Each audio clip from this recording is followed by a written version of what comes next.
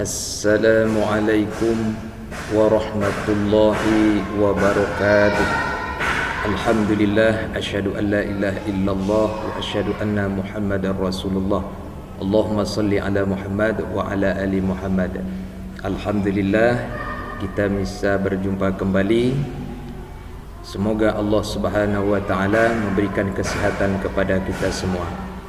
Baiklah, kita akan melanjutkan materi pendidikan agama Islam tingkat sekolah dasar atau madrasah ibtidaiyah kurikulum 2013 semester 1 kelas 4 SD. Kompetensi dasar 3.14 memahami tata cara bersuci dari hadas kecil sesuai dengan ketentuan syariat Islam. Pelajaran keempat, bersih itu sehat. Sub pembelajaran 1, mengenal arti bersih dan sehat. Sebelum kita jelaskan mengenai arti bersih dan sehat, silakan tekan subscribe di bawah video ini, kemudian tekan like dan bunyikan loncengnya agar kami semangat menciptakan media-media pembelajaran pendidikan agama Islam kelas 4 SD. Mari kita awali pelajaran kita dengan membaca basmalah. Bismillahirrahmanirrahim.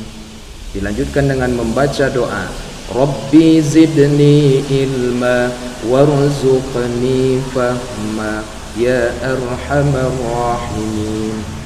Nah, tujuan pembelajaran setelah mendengarkan penjelasan dari gurumu tentang materi mengenal arti bersih dan sehat melalui video atau membaca teks atau mengamati gambar, siswa dapat 1. Siswa dapat menerapkan ketentuan syariat Islam dalam bersuci dari hadas kecil dan hadas besar. Yang kedua, siswa dapat memahami tata cara bersuci dari hadas kecil dan hadas besar. Yang ketiga, siswa dapat mempraktekkan tata cara bersuci dari hadas kecil dan hadas besar sesuai dengan ketentuan Islam. Pada pelajaran ini yang akan dijelaskan yaitu mengenal arti bersih dan sehat. Dalam ajaran agama Islam, menjaga kebersihan dan keindahan sangat penting, terutama ketika akan sholat. Kita harus bersih badan, pakaian, dan tempat. Allah Subhanahu wa taala berfirman, Bismillahirrahmanirrahim, wa siyabaka fatahhir, dan pakaianmu maka bersihkanlah. Quran surat Al-Mudaththir ayat 4. Kemudian di dalam hadis Rasulullah yang berbunyi at-tahuru syahrul iman, artinya kebersihan itu sebahagian daripada iman.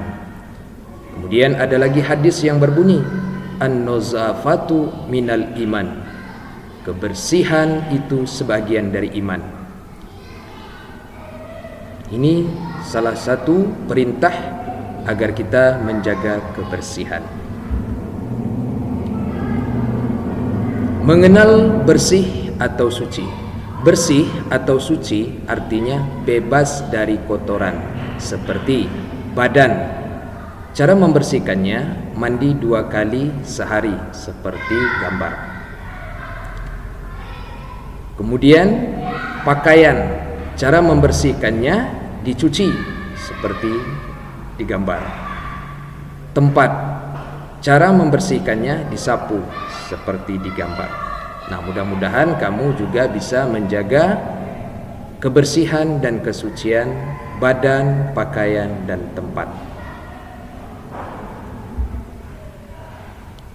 Bersih atau suci dalam Islam disebut dengan toharoh. Toharoh artinya suci atau bersih. Dalam Islam, toharoh dibagi menjadi 2. 1, bersih dari hadas. Hadas artinya kotoran yang menjadi penghalang seseorang untuk beribadah kepada Allah. Hadas ada 2 macam. Pertama, hadas kecil, yaitu buang air kecil atau istinja. Buang air besar, kemudian kentut, menyebabkan batalnya wudu. Nah, cara menghilangkannya dicuci dengan air yang bersih, lalu lakukan berwudu seperti digambar. Nah, kemudian lakukan berwudu. Kemudian hadas besar, yaitu menstruasi atau keluar darah dari rahim seorang wanita. Kemudian mimpi basah, keluar sperma dari kelamin laki-laki yang disebabkan organ tubuhnya telah sempurna. Nah, cara membersihkannya mandi wajib, yaitu menyirami seluruh tubuh dengan air. Jika tidak ada air, boleh diganti dengan tayamum. Nah, jadi ketika kita berhadas besar, kita harus mandi wajib, menyirami dari ujung rambut sampai ke ujung kaki. Kemudian kalau tidak ada dengan air, maka cukup kita dengan bertayamum dengan seperti digambar.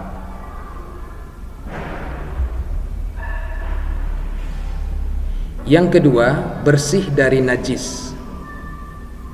Najis artinya kotoran yang menjadi penghalang seseorang untuk beribadah kepada Allah. Jenis-jenis najis, satu, najis ringan, yaitu air kencing anak laki-laki. Ini termasuk najis ringan. Kemudian najis pertengahan, yaitu darah atau kotoran manusia atau hewan. Kemudian ada lagi yang disebut dengan najis berat, yaitu jilatan anjing atau babi. Ini termasuk dari berjenis-jenis najis yang dapat menghalang seseorang untuk beribadah kepada Allah.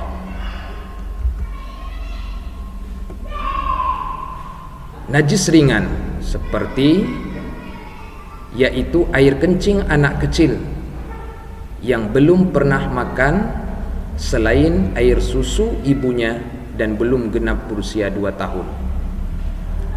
Cara membersihkannya cukup memercikkan air ke bagian yang terkena najis tersebut seperti digambar. 2. Najis sedang, yaitu kotoran manusia atau hewan, darah atau darah haid.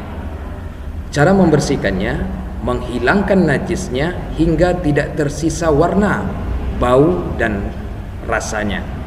Seperti digambar cara membersihkannya, langkah-langkahnya.